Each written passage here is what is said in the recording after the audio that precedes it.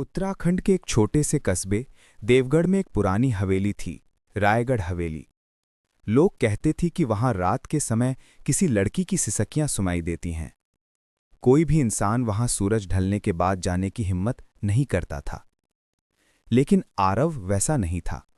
वो शहर से आया एक युवा पुरातत्वविद था, जिसे रहस्यों की खोज में मजा आता था। उसने तय किया कि वो रायगढ़ हवेली का सच जरूर पता लगाएगा। एक सुबह वो अपने कैमरे और नोटबुक के साथ हवेली पहुंचा।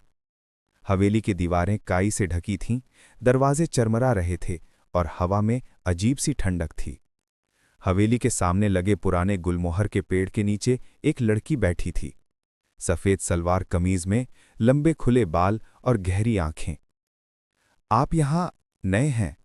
उसने धीमे स्वर में पूछा। हां, मैं यहां हवेली का इतिहास जानने आया हूं, आरव ने उत्तर दिया। लड़की मुस्कुराई।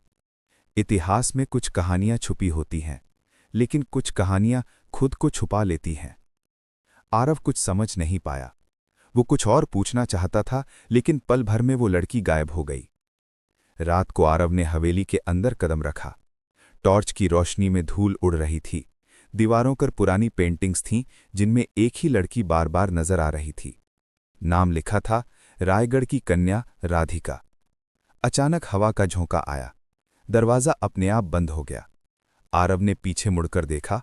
वही लड़की राधिका उसके सामने खड़ी थी। तुम यहां क्यों आए हो? उसकी आवाज में दर्द था।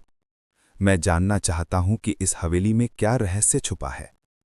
राधिका की आंखों में आंसू थे। मेरी कहानी सुनो। और फिर उसने बताया। सालों पहले रायगढ़ के राजा की बेटी राधिका का प्रेम एक सैनिक वीरेंद्र से हुआ था, पर राजा को यह रिश्ता मंजूर नहीं था।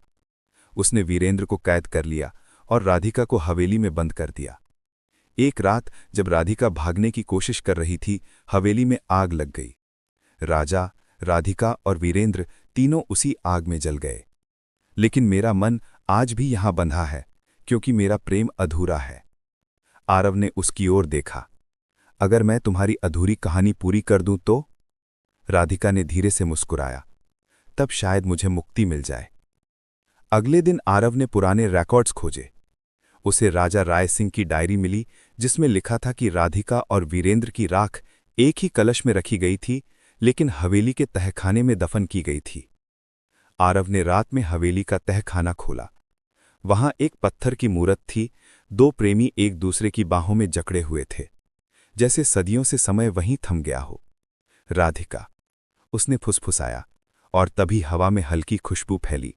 हवेली के दरवाजे अपने आप खुल गए। एक आखिरी बार वो लड़की प्रकट हुई। धन्यवाद आरव, अब मैं आजाद हूं। उसका चेहरा धुंध में बदल गया और हवेली की दीवारों से सुनाई दिया, प्रेम कभी मरता नहीं।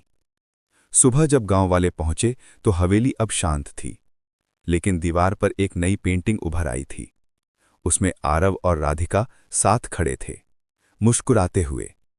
कहते हैं, जो भी उस हवेली में सच्चे दिल से जाता है, उसे वहां प्रेम की हवा महसूस होती है, रहस्य से भरी मगर सुकून देने वाली।